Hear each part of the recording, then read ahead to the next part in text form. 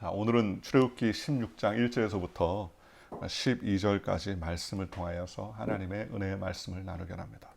이스라엘 백성이 이제 홍해수를 건너고 그 다음에 하나님의 인도하심을 따라 광야를 지나면서 그들은 사흘 길을 걸었다가 물이 쓴 마라에서 하나님의 은혜로 나뭇가지를 통하여서 달게 되는 역사를 체험하고 물샘 열둘과 종료 70주가 있는 엘림에서 그들은 하나님의 은혜를 경험하게 되었습니다. 그리고 이제 그곳이 최종 목적지가 아니었기 때문에 그들은 또 출발을 하게 되었고 드디어 한 달 보름 만에 신광야라는 곳에 다다르게 되었습니다. 그런데 문제가 생겼습니다. 문제는 그들이 출애굽한 즉 애굽에서 나올 때에 가지고 나왔던 모든 양식이 한 달 보름 만에 다 떨어져 버린 거예요. 그러니 이제는 더 이상 살 수가 없습니다. 왜냐하면 광야는 무엇을 먹을 수 있는 농작물이 있는 것도 아니고 나무 열매를 먹을 수 있는 무슨 야자수가 있는 것도 아니고 또 짐승을 온전히 잡아서 사냥해서 먹을 수 있는 그런 환경도 아니었기 때문입니다. 이스라엘 자손 온 회중이 그 광야에서 모세와 아론을 원망하게 되었다 했습니다. 모세와 아론을 원망하게 된 직접적인 이유는 바로 그들에게 있어서의 식의 문제, 즉 먹고 사는 문제가 생겼을 때에 그들이 원망과 불평으로 하나님 앞에 나오게 되더라는 것입니다. 바로 이와 같은 결핍이 그들에게 임하게 되니까 그들은 불평과 불만을 하게 됩니다. 사람에게 가장 중요한 게 뭐죠? 그건 의식주입니다. 의식주, 의복, 그죠? 그 다음에 먹는 것, 그 다음에 거처하는 것. 근데 이 중에서 제일 중요한 게 뭐냐? 그것은 바로 먹는 것이라고 말할 수 있어요. 그죠? 먹지 않고는 살 수 없는 것이 바로 인생의 삶의 모습 아닙니까? 그런데 어쨌든 이런 일로 인하여서 그들은 그들이 가지고 있었던 모든 양식이 출애굽한 지 무려 한 달 보름 만에 다 떨어지는 이 식의 문제, 먹고 사는 문제에 봉착하게 되었다는 것입니다. 즉 결핍을 경험하기 시작하게 되었다는 것입니다. 그래서 이들은 3절에 이렇게 말합니다. 이스라엘 자손이 그들에게 이르되 우리가 애굽 땅에서 고기 가마 곁에 앉아 있던 때와 떡을 배불리 먹었던 때에 야훼의 손에 죽었더라면 좋았을 것을 너희가 이 광야로 우리를 인도해 내어 이 온 회중이 줄여 죽게 하는도다. 그들은 애굽에 나올 때 급히 가지고 나왔던 식량을 모두 소진했습니다. 그 결과 하나님께서 애굽의 노예에서 구원해 주시고 홍해를 건너게 하시고 또 물을 주시고 또 하나님의 기적적인 은혜에 그러한 여러 가지의 장면들을 주셨음에도 불구하고 다 잊어버렸어요. 배고픔만이 그들의 이성을 주장하기 시작하더라는 것입니다. 그래서 본문처럼 그들은 당장 문 앞에 있는 이 식의 문제에 도달하자 그들은 원망하고 불평하게 되더라는 것입니다. 그러면서 본문에 보니까 뭐라고 그래요? 애굽 땅에서 고기 가마 곁에 앉았던 때와 떡을 배불리 먹었던 때 그랬습니다. 오늘 성경을 통해서 이스라엘 백성들이 추구했던 삶의 최고의 가치는 뭡니까? 그것은 애굽의 고기 가마, 그죠? 애굽에서 고기 가마 옆에 있었던 때, 그죠? 떡을 배불리 먹었었던 때. 그래서 인생에 있어서의 이스라엘 백성들의 최고의 가치는 바로 애굽의 고기였다라고 말해도 과언이 아닐 정도로 그 옛 시간을 추억하더라는 것입니다. 또 이런 사람들은 애굽에 고기가 없으면 차라리 죽는 게 낫다. 그죠? 우리를 줄여 죽게 하는다. 그러면서 낙담하게 되더라는 것입니다. 그들의 최고의 가치가 무엇이었습니까? 그들의 삶의 최고의 가치는 애굽의 고기 가마라고 그렇게 생각하더라는 것입니다. 무슨 말입니까? 하나님의 인도함을 받았음에도 불구하고 무엇을 추구합니까? 광야 가운데 들어와서 하나님의 인도함을 받았음에도 불구하고 옛 사람, 즉 애굽에 있었던 그 노예의 삶에 먹었던 고기를 추억하며 애굽의 가치가 지금보다 더 좋았다라고 생각하게 되더라는 것입니다. 그러니 최고의 가치가 애굽의 고기라는 것이죠. 그러나 우리 예수 믿는 저와 여러분은 애굽의 고기와는 상관없는 존재가 되지 않았습니까? 그렇지 않습니까? 성도는 광야에 무엇으로 삽니까? 만나로 사는 존재들입니다. 애굽의 고기와 광야의 만나의 차이가 무엇입니까? 그것은 바로 하나님의 존재 유무로 날린다는 겁니다. 애굽의 고깃감에는 하나님이 계시지 않지만 바로 하나님께서 주는 매일의 만나 앞에는 하나님이 계시더라는 것입니다. 고깃가마는 죄의 결과물, 즉 노예의 삶의 결과물로 얻은 삶을 살 때를 말하지만 그것이 배부를지는 모르지만 영생을 얻게 하는 것은 아니라는 것입니다. 하지만 광야의 만나는 애굽에서의 고기처럼 화려하고 육신을 즐겁게 하는 것은 못 되지만 그것을 먹는 자라 하여금 자유를 얻게 하며 영생을 얻게 하시는 하나님의 양식이라고 성경은 말씀해 주셨습니다. 오늘 우리가 종종 애굽의 고기 가마를 추억하거나 그것을 그리워할 때가 있지 않습니까? 세상의 고기 가마 곁에서 배부르게 먹었던 그때를 추억하며 또 더 예수 믿기 전에 더 나은 삶이 있었지 않았을까라는 생각으로 지나가는 어리석음이 있지 않겠습니까? 오늘 저와 여러분들이 애굽의 고기 가마를 추억하는 존재들이 아니라 매일의 양식을 내려주는 하나님의 은혜를 경험하는 저와 여러분이 되시기를 주님의 이름으로 축원합니다. 호세아 선자는 하나님의 말씀을 전하면서 이스라엘에게 이렇게 이야기합니다. 에브라임은 어리석은 비둘기같이 지혜가 없어서 애굽을 향하여 부르짖으며 아수르로 간도다. 호세아 7장 11절 말씀이죠. 어리석은 비둘기같이라는 말은 자신이 죽을 줄 알면서 애굽을 향하여 쫓아가더라는 것입니다. 애굽에서 먹었던 고기 가마가 풍요로웠습니까? 그렇지 않죠. 노예의 삶이 무슨 풍요가 있겠습니까? 그러나 그들은 오직 먹을 것에 대해서 애굽의 고기 가마를 추억하게 되더라는 겁니다. 또한 그들은 나아가면서 더욱더 하나님을 원망하고 하나님의 무능하다고 그렇게 낙담하게 되더라는 것입니다. 오늘 성경이 뭐랍니까?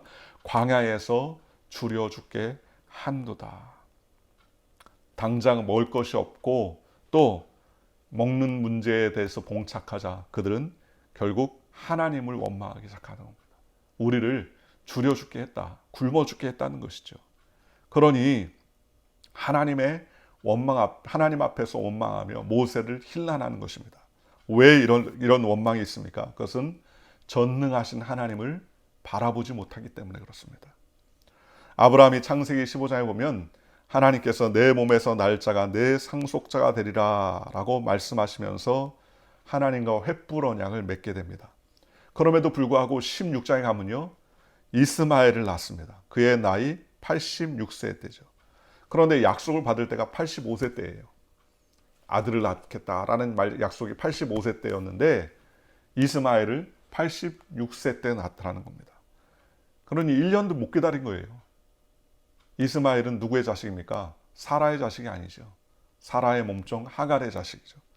그러니 하나님께서 약속의 자녀를 주겠다고 말씀하신 것을 1년도 채 기다려 아이를 임신해서 출산하기까지 10달이 지낸다는 것을 볼 때 아브라함은 2달도 채 못 참은 거 아닙니까? 그렇잖아요. 이에 주님은 아브라함의 나이 99세 때에 아브라함에게 나타나시면서 창세기 17장 1절에 말씀하십니다. 나는 전능한 하나님이라 너는 내 앞에서 행하여 완전하라.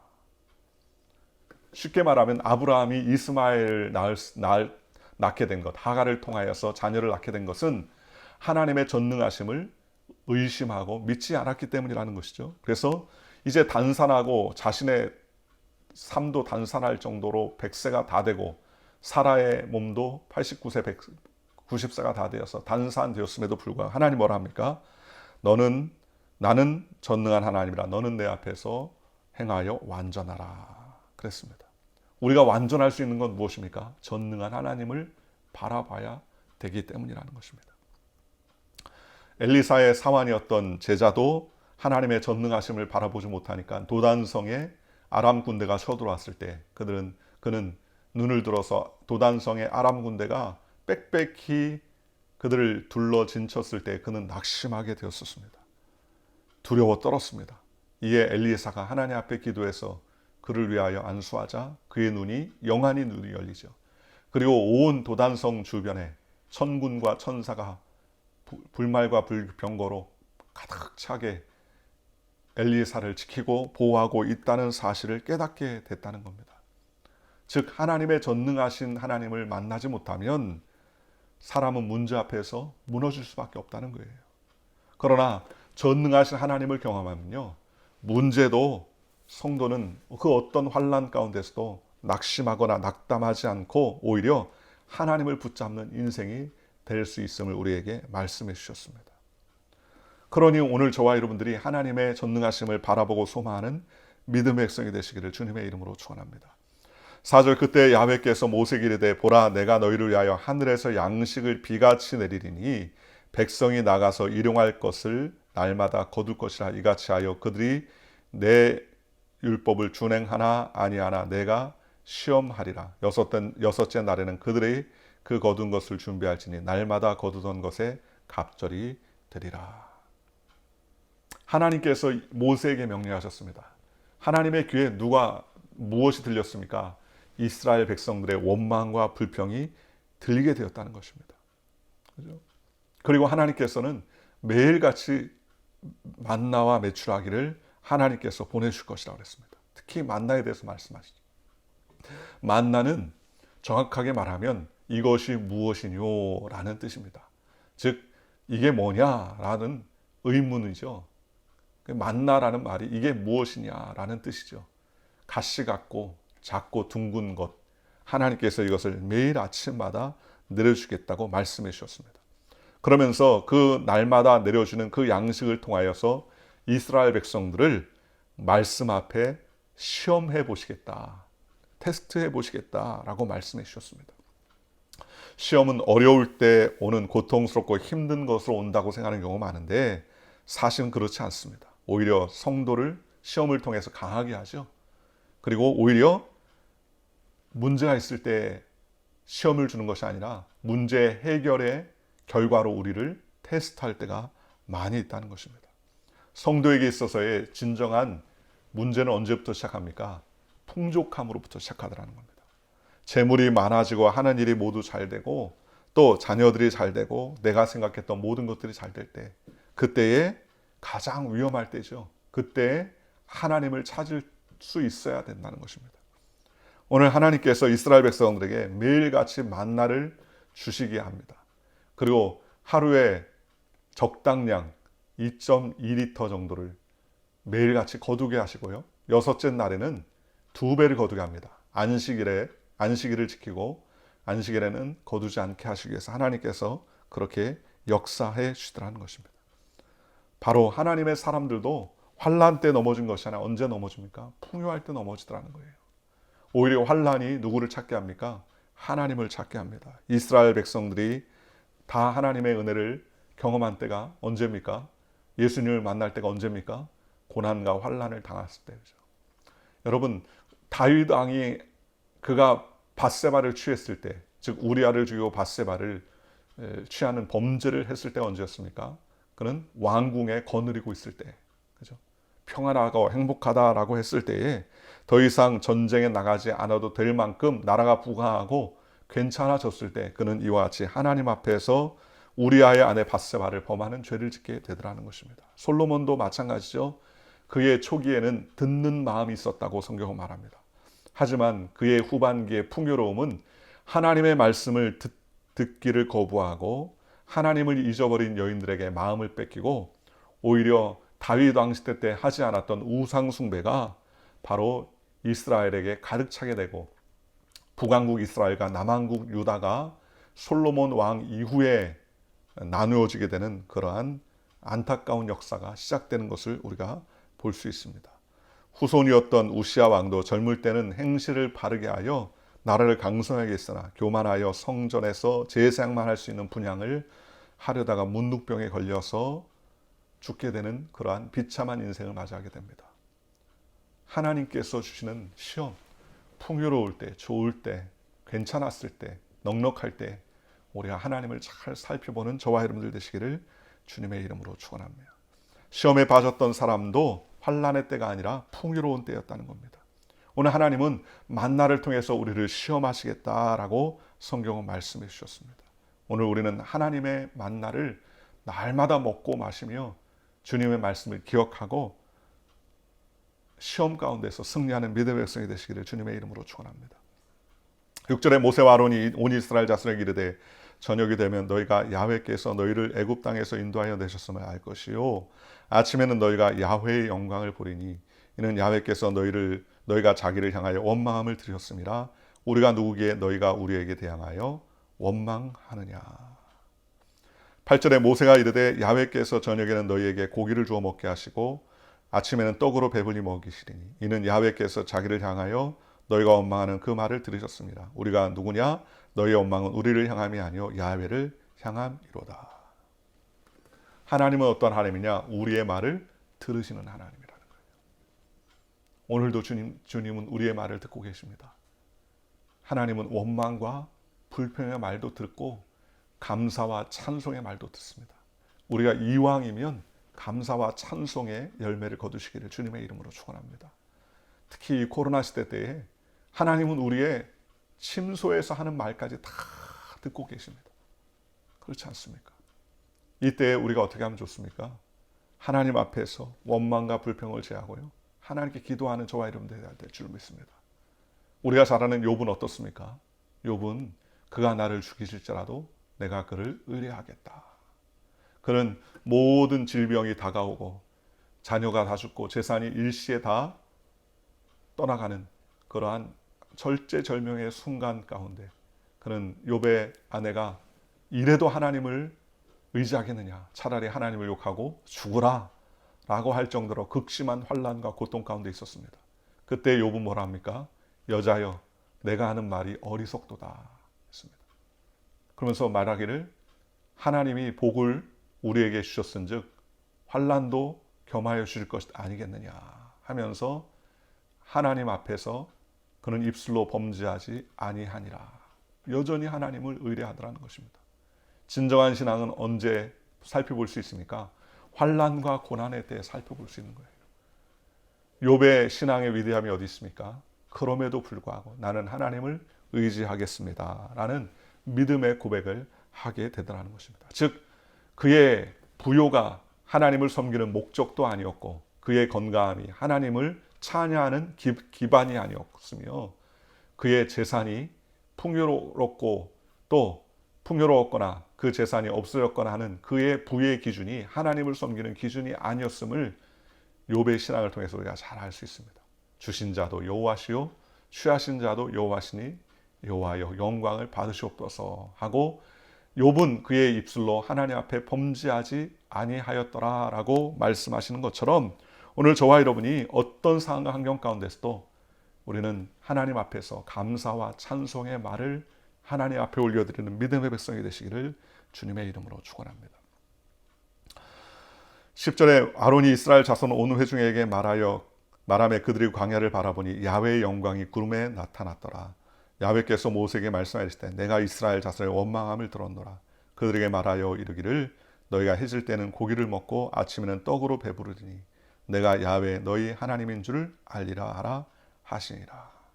하나님이 아침에는 떡으로 만나를 통해서 떡으로 그들이 먹고 배불리고 저녁에는 하나님께서 메추라기를 통하여서 고기를 먹고 그들이 배부를 수 있도록 하나님께서 지켜주겠다는 것입니다. 광야 40년을 하나님께서 이렇게 베풀어 주셨습니다. 오늘 우리는 만나를 기대하며 살아야 됩니다. 만나는 무엇을 상징합니까? 하나님의 말씀을 상징합니다. 하나님의 말씀을 통하여서 우리가 살아가야 함을 말씀하고 계시는 것입니다. 의식주의 어떤 것도 우리의 삶의 주인이 아니라 바로 하나님께서 주시는 만나, 즉 하늘의 말씀이 우리의 삶의 기준이요 우리의 삶의 참된 평과 소망이 되어야 된다는 사실을 오늘 성경을 통해서 우리에게 말씀하고 있습니다. 오늘 저와 여러분이 하늘의 만나를 먹고 계십니까? 아니면 육신의 만나 때문에 육신의 양식 때문에 하나님 앞에 원망과 불평과 탄식을 하고 있습니까?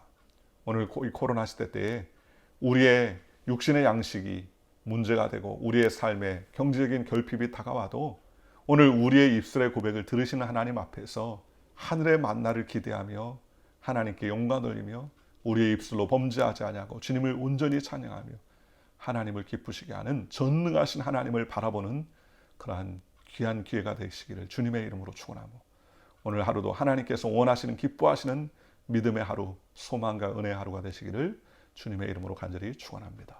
기도하겠습니다.